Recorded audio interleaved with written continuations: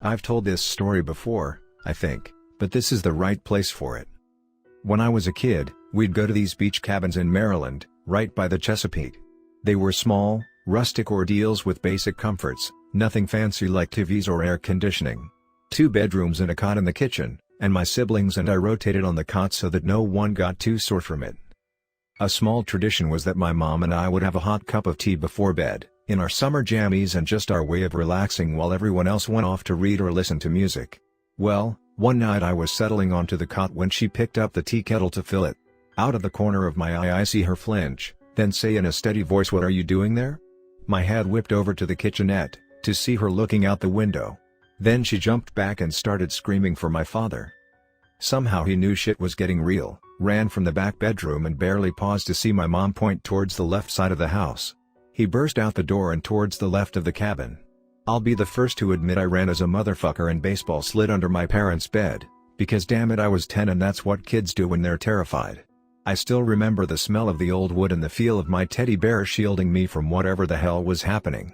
I remember seeing my 14-year-old brother, then a medium-ranking karate student, following my dad out of the cabin at full speed.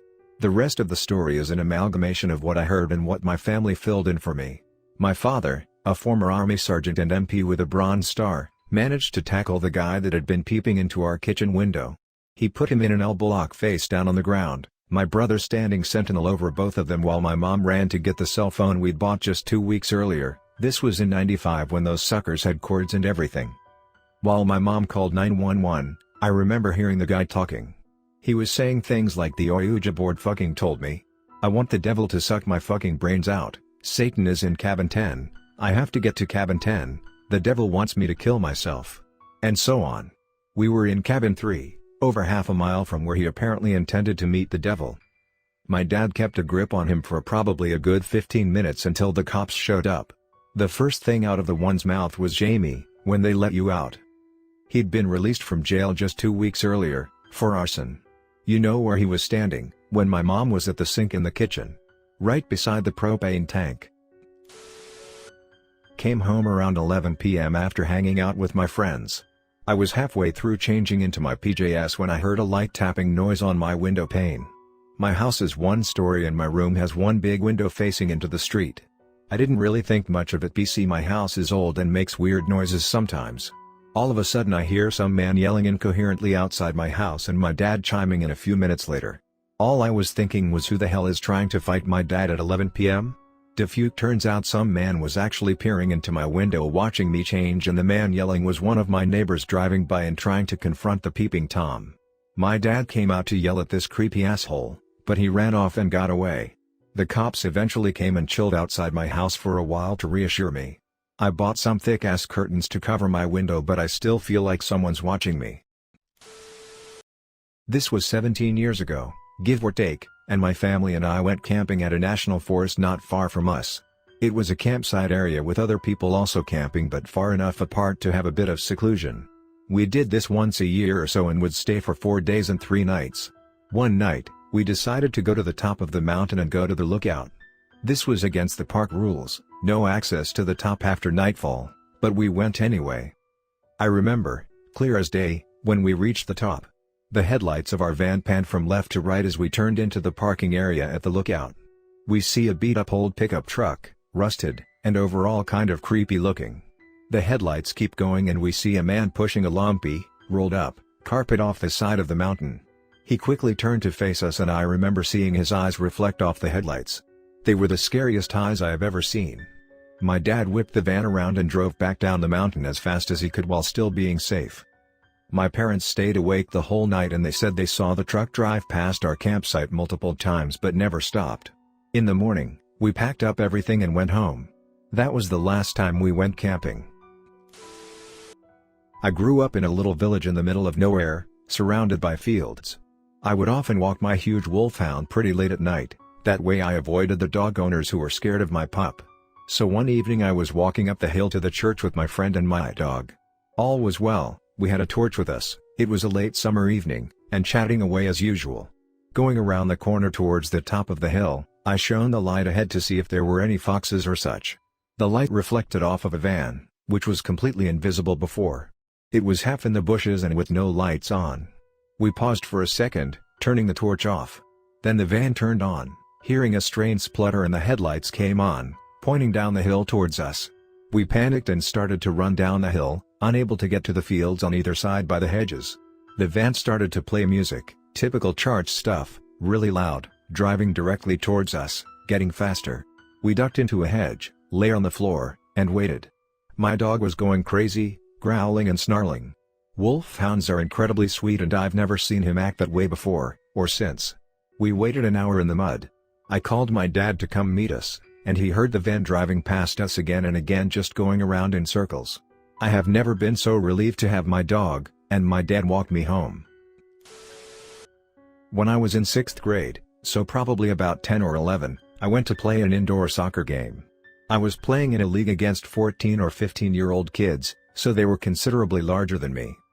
Anyway, we were playing the game, nothing out of the ordinary, when the next thing I know, I am waking up on the floor surrounded by EMTs and parents. I was freezing cold, and I could not feel my legs. Everyone was standing around me, crying and in shock, and I was very confused.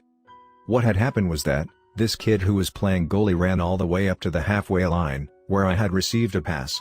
He proceeded to pick me up, and powerbomb me onto the floor, which was essentially concrete with a layer of carpet over it. I landed on my head, was knocked out cold, had severe concussion, and started having full-body seizures, think possessed by the devil. Apparently the guy just stood over me, laughing like a maniac. I think he might have been a little unhinged, because as far as I can remember, our team hadn't done anything to warrant such an action. I was out cold for about 2 minutes, and woke up in the cold/paralyzed/confused state. I think I was in shock.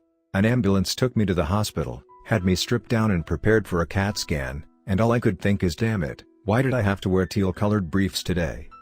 They did the scan and thankfully found no brain damage. It did kind of change the way I played soccer though, leading to an overcautious approach which led to people thinking I was a bit of a pussycat in terms of style of play. Skeptical. Also, sometimes when I am walking around, I get this intangible fear that someone is going to attack me from behind, or that people will just attack me for no reason whatsoever. I guess it's just heightened alertness now. I left an abusive relationship last year. He didn't take it too well, and started calling me incessantly. The worst was when he called over 30 times in one day. The messages varied from "I miss you, please come back," to "Why aren't you paying attention to me?" /why are you avoiding me calls? To "I'll only be happy when you stop breathing." He also texted and called my mother, saying she would never see me again. There were a few really scary ones that day. One of those, I was at my sorority house when he called me, drunk and crying. He demanded to know why I broke up with him, but I didn't want to say why in front of a bunch of our new members, so I said, "You know why?" He responded that I should have a good time at the sorority house. I hadn't told him where I was. The next unnerving call was definitely the scariest.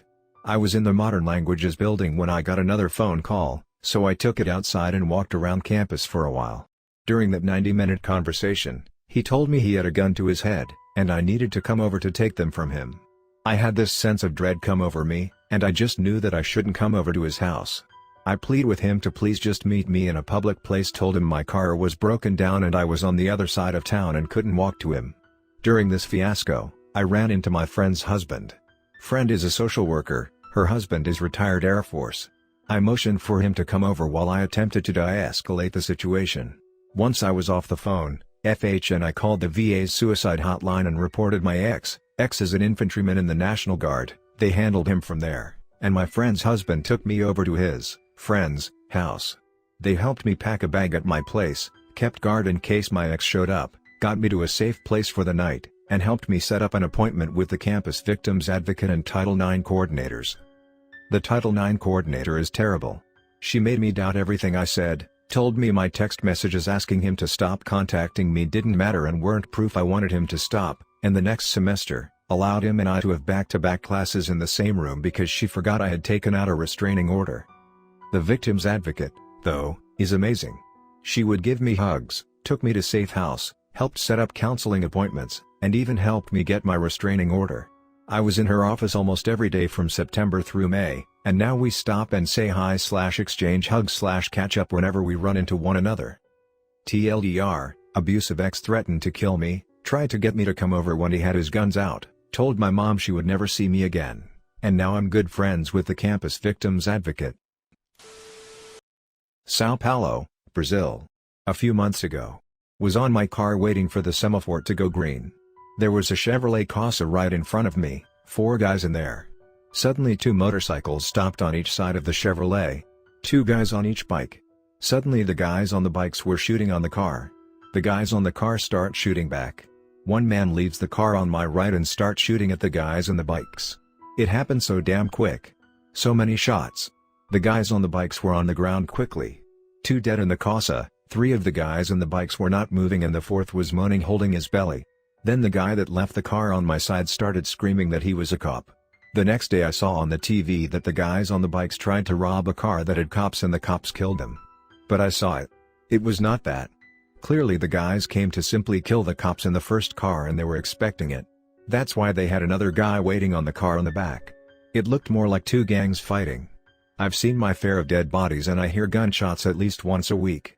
But to see it that close, damn, really made me realize how easy it is to die. Those guys were gone so quickly. And also, it's funny how different it is from games. This unfortunately happened just a couple of weeks ago. I woke up at 6 in the morning to go to work and went to the bathroom to start getting ready when I found my husband in there naked and walking around aimlessly. He was grabbing at random things with his right arm and when I got in there he started grabbing at me and pulling my hair. I started freaking out and yelling his name and trying to get him to come to by touching him on the chest. Nothing. The dead look in his eyes while he looked through me chilled me to the bone. I ended up having to call 911 to get an ambulance to my house. Unfortunately, because my internal filter was lost during my conversation with the dispatcher, I let it slip that he grabbed me and pulled my hair.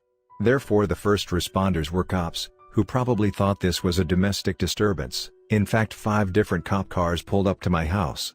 They burst in my house and immediately threw me out so they could restrain my husband.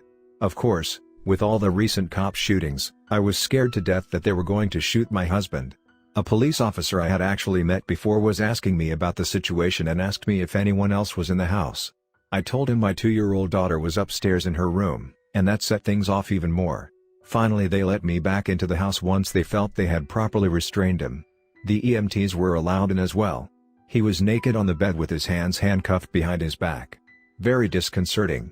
The cops asked me to find him something to wear, was only able to find boxers before they took him away on a chair gurney. Fast forward, I get to the ER and they've done some preliminary tests on him and they think it's bacterial meningitis. Within a few hours, they had him moved into the ICU, put him into a medically induced coma, and had put a breathing tube down his throat. Later that week when they performed a follow-up spinal tap, they determined it might be best to drill a hole in my husband's head to monitor and relieve pressure. That same day I was informed that he woke up out of his sedation and was able to follow simple commands. That day was an emotional roller coaster, for sure. He's now at home, resting. He's much weaker as his muscles have atrophied from a week in bed, but he's made a full recovery otherwise. Thank God. But this is one of the scariest things I've ever had to deal with, as I thought my husband was going to die for several days, and then I thought he'd have to have brain surgery. I don't know if this is the kind of answer you're looking for, but I'd say almost drowning. When I was younger I went swimming with a church group at the beach. This wasn't a beach that had lifeguards and it was fairly cold, so we were the only people there. I was probably in my early teens back then, don't remember exactly how old I was. But a girl was there with me, Glory, not Gloria as she always hated when people made that mistake, of whom I had quite the crush on. Her and I were swimming together a bit away from the rest of the group. Then we noticed we were a lot further out from shore than we wanted to be. So we decided we'd swim into shore. However, as we swam we noticed we didn't really get closer to the shore. I didn't know it at the time, but we were caught in a rip tide. I guess Glory was a better swimmer than I, as eventually she was able to make it to shore. However, I was stuck in an area where the water was over my head without the know-how to get back to shore. One of the adults swam out to me and was able to keep me afloat for a bit, but was unable to swim back with me hanging onto them. Eventually he tired out and had to swim back without me. And there I was, getting more and more exhausted. Starting to be unable to keep my head above water when the waves came. Sinking deeper and deeper to the point that I was only able to get my mouth above water to take a breath, and each time those breaths came with larger and larger mouthfuls of salty ocean water. It's a scary thing to be so alone. Knowing that the only people around can help you Being able to see the safety of the shore through blurred vision and the mild sting of salt water, yet knowing you can't reach it as hard as you try. You know you've done everything you know to do to save yourself and it wasn't enough. And there's no enemy you can plead with, no begging for mercy or last-minute reprieve. It's simply water around you, it cares not for your plight, it doesn't even know you are there. It makes you realize just how powerless you are. I've read there is a certain peace that comes over you when you're drowning. I never found that. All I found was a fading out. At the end, as I was struggling to get high enough for every saltwater-filled breath, there is panic each time as you're not sure how close to getting your mouth above water you are. As I got to the point where I wasn't even really getting air, I didn't find peace so much as I just faded out. Reality gets kind of blurry. As you're going under, all the sounds get replaced with just the swishing sound of water around you, filling your ears. As you go under, that sound fades away into just background noise as you start to be able to stay less and less conscious. I only survived because at the last minute someone just happened to be walking along the shore. He swam out and pulled me into shore when no one else could. He left before I was able to really regain consciousness enough to figure out what was going on around me. All I remember of him was he said, "Don't worry." By the time I got to shore I was shivering and in shock, but not so far gone as that I needed CPR.